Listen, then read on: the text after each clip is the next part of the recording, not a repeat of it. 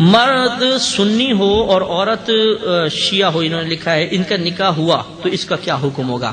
یاد رکھیں کہ فقط کوئی اپنے آپ کو شیعہ کہے یا کوئی اور فرقے سے تعلق ہو تو ہم فوراً اس کو کافر نہیں کہہ سکتے۔ یاد رکھیں جب تک اس کی بد مذہبیت یا اس کے عقائد مذہب اسلام کے خلاف نہیں ہوں گے وہ مسلمان ہے، چاہے اپنا وہ کوئی بھی کہتا ہو تو وہ مسلمان ہی کہلائے گا۔ اب یہ پہلے تو یہ کہ یہ کہہ رہے ہیں کہ شادی ہو گئی تو کیا حکم ہوگا، تو حکم یہ ہم دیکھیں گے کہ اگر وہ اس کے جو شخص ہے اس کے عقائد مذہب اسلام سے ٹکراتے ہیں، مسلمانوں سے ٹکراتے ہیں تو سرے سے نکاح ہوا ہی نہیں اور ان کو جدا کرنا فرض ہے، اور بالفرض اس کی بد مذہبیت حد کفر تک نہیں پہنچی تو یہ نکاح ہو گیا ہے، وہ میاں بیوی ہیں، اور اب انہیں مطلب یہ کہ عورت کو ذرا احتیاط کرنی چاہیے کہ شوہر کسی اور طرف مائل نہ ہو، یعنی عقائد میں پختہ نہ ہو جائے، اسے مسلمانوں کے عقائد کی طرف مائل کرے۔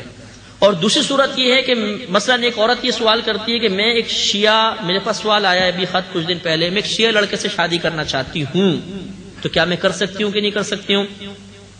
تو یہاں مسئلہ تو وہی ہے کہ اگر سامنے شیعہ لڑکے کے بالفرض عقائد حد کفر تک نہیں پہنچے ہوئے مثلا تو نکاح تو ہو جانا چاہیے، لیکن میں عموماً یہ مشورہ دیتا ہوں کہ اگر آپ کسی اور مکتبہ فکر سے تعلق رکھنے والے سے نکاح کریں گی یا کریں گے تو لازم بات ہے کہ ذہنی کشمکش رہے گی۔ ٹھیک ہے، آپ نے وہ صاحب ذہنی کا مظاہرہ کیا کہ جی چلے ٹھیک ہے میں کر لوں گی، یا لڑکے نے سوچا یہ شیعہ لڑکی ہے چلو کوئی بات نہیں میں اس کو مولڈ کر لوں گا، آہستہ آہستہ نکاح کر لیا، لیکن کیا پورے خاندانوں کا ذہن بدل جائے گا؟ نہیں،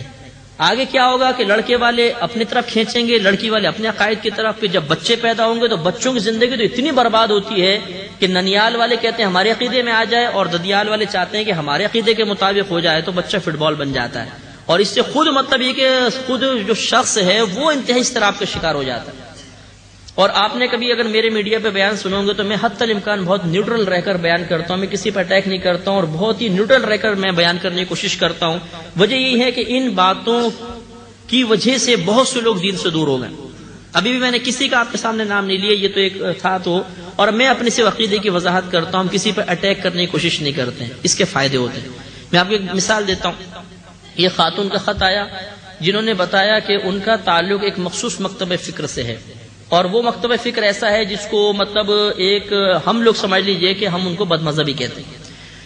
اس خاتون نے کہا کہ میں اس مکتبہ فکر سے تعلق رکھتی ہوں، میرا نکاح ایک ایسے شخص کے ساتھ ہو گیا جو گھر میں فاتحہ بھی دیتا ہے اور مجھے مزارات پہ لے کے جاتا ہے اور گودڑا شریف لے جا کے مجھے زبردستی بیعت بھی کروا دی ہے۔ تو میں نے اب گھر بچانے کے لیے میں کچھ نہیں بولی ہوں، لیکن میں ذہنی طور پہ بالکل اس کو ایکسیپٹ نہیں کرتی ہوں، میں بہت پریشان ہوں، اور وہ فلاں ہمارے بڑوں کو برا بھی کہتا ہے، مخصوص ان شخصوں کے نام نہیں لے جن پہ کفر کا فتویٰ ہے۔ بہرحال تو اب آپ مجھے بتائیں میں کیا کروں، جو آپ کہیں گے میں ویسا کروں گی۔ تو اب یہ مجھے اس کی فائدت محسوس ہوئی کہ واقعی نیوٹرل رہنے میں کتنا فائدہ ہے، اپنے آپ کو نیوٹرل شو کرنے میں نیوٹرل نہیں ہوں، میں الحمدللہ بہت راسخ ہوں مسلمانوں کے عقائد کے اعتبار سے، لیکن اپنے آپ کو نیوٹرل رکھنے میں کہ ہم کسی پہ اٹیک نہ کریں، کسی کو ہم برا بھلا نہ کہیں، کفر کے فتوے خامخواہ نہ جھاڑیں۔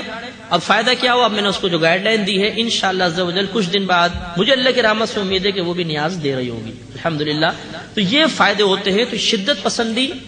مناسب نہیں ہوتی، تو اس لیے کسی اور مکتبہ فکر سے آپ اگر تعلق رکھنے کی کوشش کریں گے تو اس میں عموماً بہت زیادہ کشمکش ہوتی ہے، بگاڑ پیدا ہوتا ہے۔ اگر آپ نکاح کرنا چاہیں تو میرے پاس آئیے گا، میں آپ کو بہت بہنیں بھی دلوا دوں گا، بھائی بھی دلوا دوں گا۔